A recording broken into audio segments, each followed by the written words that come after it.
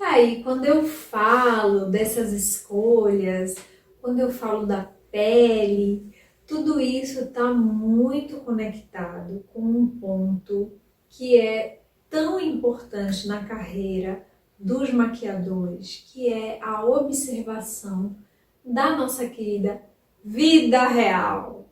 Não é a vida de rede social, é a vida real. Não só observar pessoas nas ruas com possíveis combinações de maquiagens não convencionais, que muitas vezes fogem totalmente à moda vigente, mas existe uma pessoa ali que se identifica com aquela maquiagem, com aquele cabelo.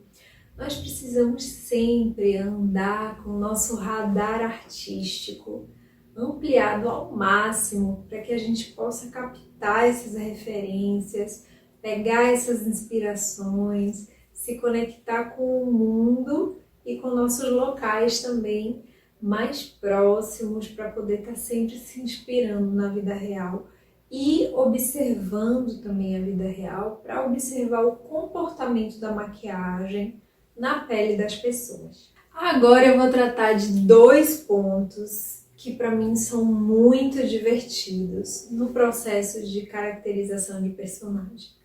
Cita e 4S. Cita é o combo cicatriz, tatuagem, exatamente.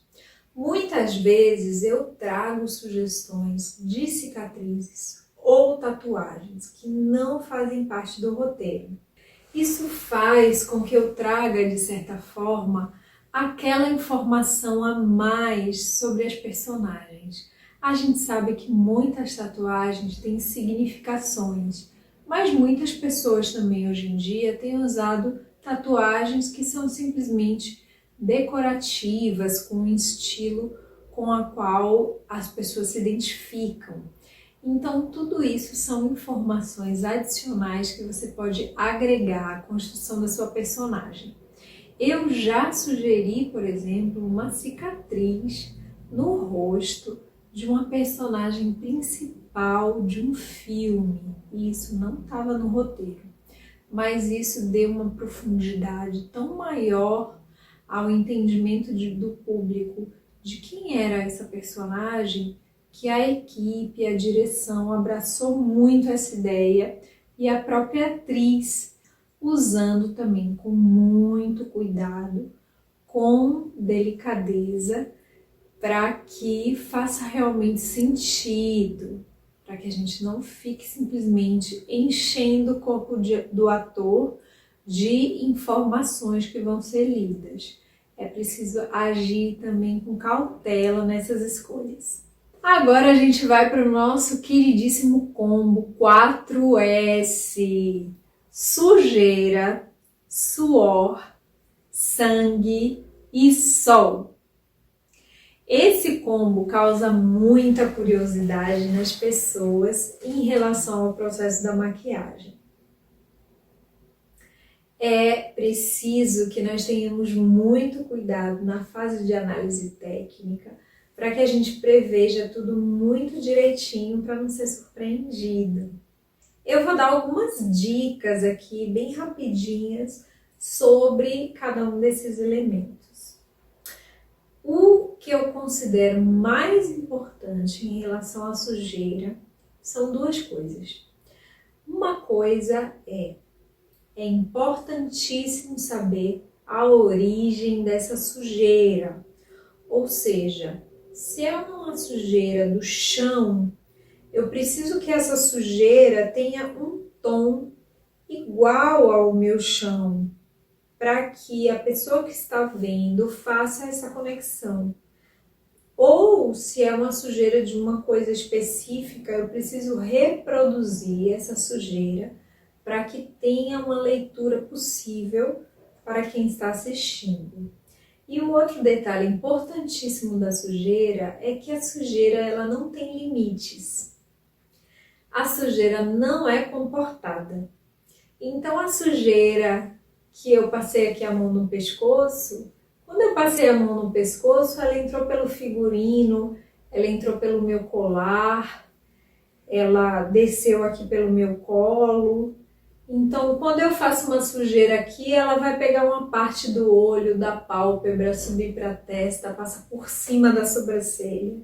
Então, quando a gente vê no filme sujeiras comportadas, sujeiras localizadas em apenas uma parte do corpo, geralmente essa sujeira vai parecer falsa. E aí um detalhe importantíssimo é que a maquiagem, antes de aplicar sujeira, precisa ter contato com o figurino, com os adereços, para checar se essa sujeira pode mesmo sujar o figurino, tá bom? Tudo precisa ser conversado para que os departamentos sejam respeitados. Uma curiosidade sobre o suor é que as pessoas suam em partes do corpo diferentes. Exatamente, o padrão de suor não é o mesmo em todo mundo. Então, se você tem uma cena de calor em que todos os personagens do filme vão suar, você tem que definir qual é o padrão de suor de cada uma daquelas pessoas. Algumas pessoas vão suar mais embaixo do braço, outras mais nessa área do peito, outras no pescoço, outras nas costas. Então tem uma infinidade de possibilidades em relação a esse suor e é importante ter isso em mente, definir o padrão de suor de cada pessoa. Uma coisa importantíssima sobre a aplicação de suor com borrifadores é você lembrar que os objetos não suam. Ou seja, essa pessoa precisa tirar os óculos, essa pessoa precisa proteger os brincos, porque se isso ficar com gotículas também, vai entregar que esse suor veio de fora para dentro e não de dentro para fora, que é o nosso suor real, né? Que é assim que acontece, de dentro para fora. Gente, o sangue precisa de um módulo especial para ele.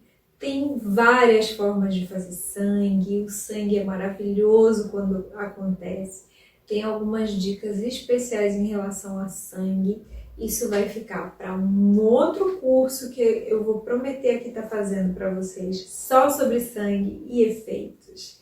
Se vocês quiserem, mandem cartinha para o TCA pedindo esse curso que a gente vai fazer, tá bom? Mas o que eu quero dizer sobre sangue é que é importantíssimo notar o padrão de movimento do sangue. Por favor, lembrem-se disso.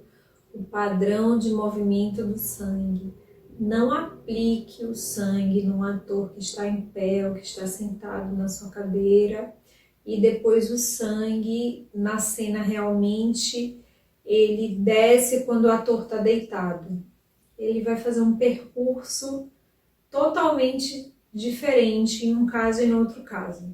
Então é essencial pensar no padrão de movimento do sangue. Tem várias outras dicas sobre sangue, mas a gente não consegue aqui por causa do tempo. E para encerrar o nosso 4S, a gente tem o maravilhoso Sol. O Sol interfere demais nas peles do elenco e é um elemento super interessante de ser trabalhado na caracterização das personagens. Eu diria principalmente em filmes de longa-metragem, que possibilitam muitas vezes uma progressão dessa pele da personagem em relação à quantidade de sol que ela vai tomar durante o filme. Só que é importantíssimo, para não dizer novamente essencial, que a gente cuide da proteção solar do elenco. Isso mesmo, a proteção solar do elenco, porque o filme ele é filmado na maior parte das vezes em ordem não cronológica. E na edição ele vai ser montado com aquela sequência, na maioria das vezes cronológica.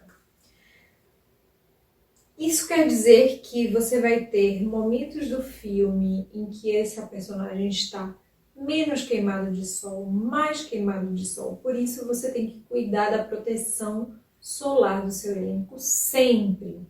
Para além disso, tem a questão da saúde também, que é preciso cuidar do bem-estar e da saúde do seu elenco. Mas é muito importante vocês fazerem uma tabelinha de vocês, entenderem a progressão temporal, para entender a progressão de todos esses elementos. Muitas vezes esses elementos não estarão estáticos na personagem. Na grande maioria dos casos, principalmente se é um filme longa-metragem, a sujeira pode piorar ou ser eliminada se o personagem toma um banho no meio do filme, o suor pode piorar ou ser eliminado, o sangue. A gente sabe que o sangue tem fases, então tem uma fase do recém-corte, que ele tem uma coloração. Depois, quando ele começa a coagular, vira casquinha, ele vai mudando de cor e textura.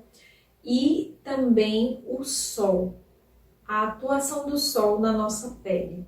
Ou seja, é preciso que a progressão do 4S seja analisada com muito cuidado, para que esse filme arrase aí em questão de continuidade e coerência com a história que está sendo contada. Eu espero que vocês tenham gostado dessas dicas de aprofundamento e detalhes super específicos da criação de caracterização dos personagens, e eu espero vocês no próximo módulo.